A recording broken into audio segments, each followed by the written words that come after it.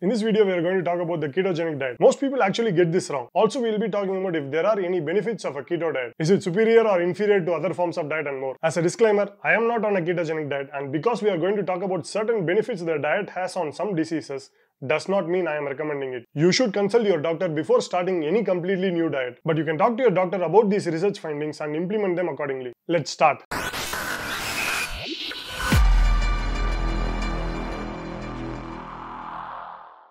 Carbohydrates are the most preferred source of energy for our body. Our body loves carbs and glucose. Comparatively, it is the easiest source of energy. Most of our organs like the brain function on glucose. But what happens if we don't get carbohydrates? This is where the body has built a fallback mechanism, and this is what the ketogenic diet is all about. When you are fasting or eating less than 5% carbs or no carbs and are predominantly on a high fat, moderate protein diet, then your brain or other organs don't get glucose to function on. We saw in the cardio versus lifting weights video how BMR is 70% of our body's energy expenditure. A large part of it comes from glucose metabolism. So how can these organs function then without carbs? What happens is the body starts to live off fat as fuel. Fat is converted into something called ketones in the liver, and these ketones provide energy to the body. This is what a ketogenic diet is all about. So when your body starts using fat as fuel, all your body fat is used and you become lean and you get abs, right? It's not that simple, I will explain. But before that, can everything in your body use ketones as fuel?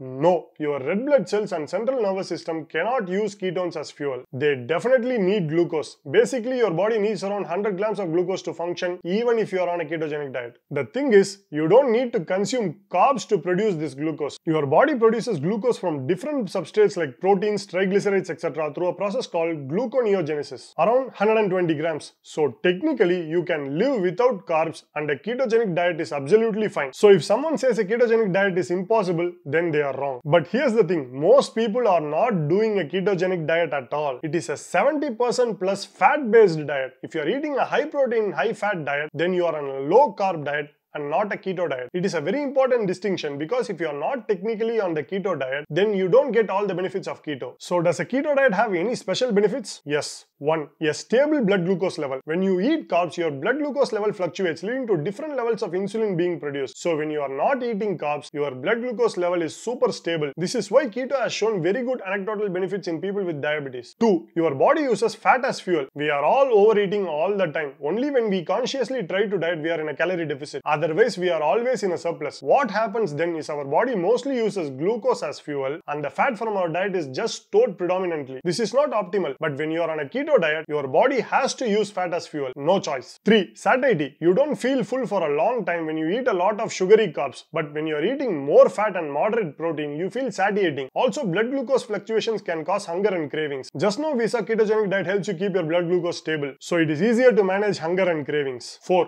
It is a mentally easy way to diet. Again, I keep saying calorie deficit, but counting calories, weighing food, adjusting calories depending on your circumstances are all relatively difficult things to do. Compare it to something like cut carbs. So easy, right? You just have to give up eating carbs and suddenly your choices become limited. You can't eat cookies, cakes, pizzas or whatever. You need to adapt and modify and your options become limited. So you eat less and a calorie deficit becomes easier. It's so easy to lose weight this way. Also, when you don't eat carbs, your glycogen gets depleted and you lose a lot of water weight. So it looks like you are losing a lot of weight, motivating you even more. 5. This is a big thing. Certain diseases greatly benefit from a ketogenic diet. Epilepsy, cancer, and even Alzheimer's. Research has shown people with epilepsy, when they move to a keto diet, the number of seizures actually decrease. And it appears like cancer cells can only use glucose for fuel. This is known as the Warburg hypothesis. Again, I am not recommending a keto diet or offering medical advice. This is informational to create awareness, and you should talk to your doctor about this. If I had any of these problems, I would definitely consider going on a keto diet. What about fat loss? How does a keto diet work for fat loss? In a ketogenic diet, your body uses fat as fuel. So you should burn all your body fat and become lean, right? No, that's not how it works. Keto diet or not, if you eat in a calorie surplus, you will gain fat. This is the reason why you can't keep eating all that butter. Even though the body uses fat as fuel, if you are going to eat a lot of fat above your calorie requirements, the additional fat gets stored. It is difficult to overeat in a keto diet, but it is not impossible. Also, when calories and protein was equated, that is when people ate similar calories with similar amount of protein in a deficit,